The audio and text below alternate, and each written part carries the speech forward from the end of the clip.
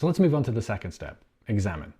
As we continue to learn and grow in our knowledge, this is where we begin to test and apply that knowledge to our own behaviors, seeing how the new information exposes our implicit biases and prejudices that we need to change in order to be a safer person. Implicit biases are the automatic assumptions, associations, prejudices, and biases that we hold that affect how we think and feel about others. For example, I know this couple, and I want you to imagine them in your mind as I describe them.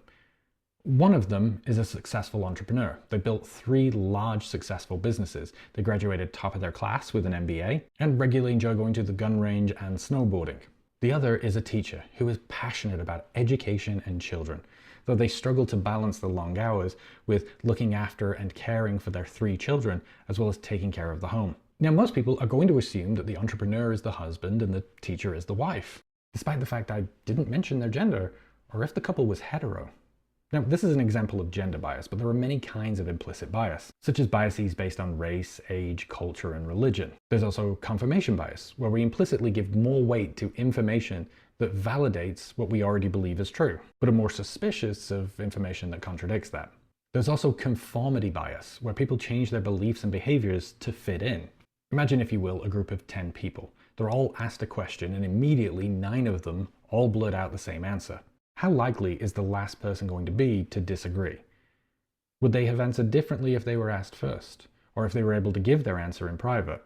But one of the strongest forms of implicit bias is our own personal lived experience. That can't possibly be true because I haven't personally experienced it.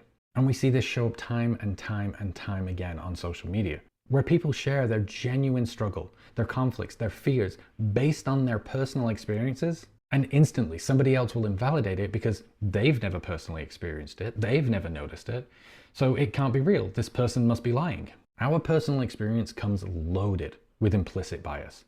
It's based on how we were raised, the values instilled in us by our family, by our society, our culture, our class, our religion, our education, our friends, the country or countries that we've lived in, as well as every personal event that has happened to us along the way. And we carry all of that and bring it into every conversation we have. And this is an example of why it is so important that we examine how our own lived experience is showing up in the conversations we have with others. What are we assuming when we hear their point of view? Which of our own implicit biases are influencing how much we judge and criticize the other person? We break out of this mindset when we seek out other perspectives and lived experiences.